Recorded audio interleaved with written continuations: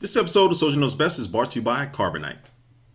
Hey, what's up guys, Soldier Knows Best here. It is that time of the month again, but it's time to talk about the iPad rumors. I'm gonna do this at least once a month until the iPad 3 is released, because I still get tons of questions from my family, friends, and people on the internet. Yes, you guys. I'm asking, when is the iPad 3 coming out? What does it have inside of it? So I'm not gonna talk about all the stuff I talked about before, about the quad core and the new cameras and the Retina display. All that stuff has been done before. But as far as the actual release date of the iPad 3, things are kind of looking, because they just recently had their Apple Education event, which I did do a recap video over. I already talked about bringing textbooks and different things like that to the iPad as well, but they just had that event last week, so I think they're not going to have the iPad 3 event, probably not until early February. That'll be probably the earliest they can have this iPad announcement event, because they are going to do an announcement event before. They're just not going to release it. And then after that, we'll probably give it a few weeks before it'll actually come into to the stores themselves. So we're probably looking at, again, early February for the announcement event, and then the iPad 3 will probably be released at the earliest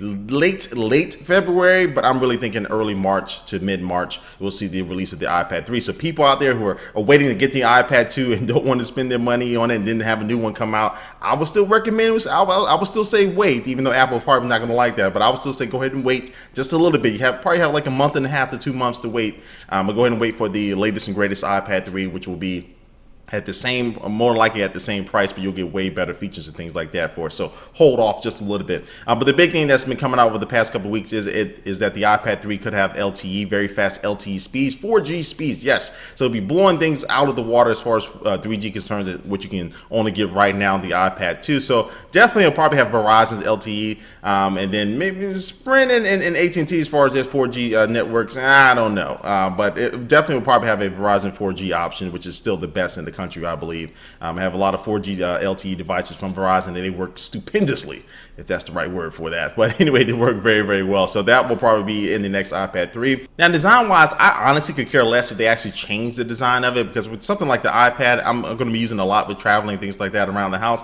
I'm going to have some type of case on it anyway. But so I think some people may be upset if it doesn't have a specific design change to it, but I think most people will get over it, because if it really gets the internals reworked, which they can upgrade the process, and also too, the only thing really hardware design wise probably it'd be a big change would be the display itself. Going with that Retina display, I would be okay with an iPad 2S. I honestly would be okay with that. But then I'm really looking forward to what the new specific changes they do in iOS 5 just for the iPad. Of course, they'll probably bring Siri to the forefront, but something else that they put into iOS 5 point whatever that you can only do with the iPad will be a welcome addition. And so as far as the price ranges, I think it'll still keep the same price structure. It'll start off at $500. Then if you want 3G or 4G and LTE and all that stuff, of course it will cost more.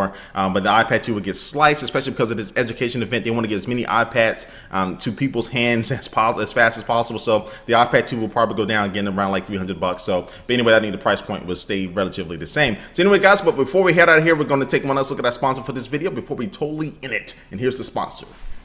And today's sponsor is Carbonite. Carbonite is an online backup solution where if something happens to your computer, you lose it, somebody steals it, it gets a virus and it crashes, anything like that, Carbonite keeps all of your files backed up safely and off-site, which is a great thing. Again, if your house burns down, it doesn't matter if you have an external hard drive or not, that's going to be burnt down too. But they also do have an application that you get for smartphones and tablets, including the iPad, where you can look at all of your files on that mobile device as well. So Carbonite is only $59 a year. That's less than $5 a month, which is not a bad deal at all. But if you can go ahead and try it out before you actually buy it, if you go to Carbonite.com and use the offer code SOLDIER, you get a 15-day free trial of it. And if you decide to buy it after that trial, you get a 2 months free. Again, if you use that offer code SOLDIER. So again, go to Carbonite.com, offer code SOLDIER. All right, guys, again, thanks for watching this video. Please leave a comment down below what you think about the... I bit my freaking lip. Guys, again, thanks for watching this video. Please leave a comment down below what you think about the iPad 3 rumors. And also too, I'm going to be doing a lot more product reviews. I know I've been traveling a lot lately, guys. Haven't been really have time to sit down and do product reviews, but I do have some product reviews coming for you guys. Now leave a comment down below about what product that you actually want to see me review, and I may review it in one of my next videos. And thanks for watching, guys, and I will catch you later. Peace.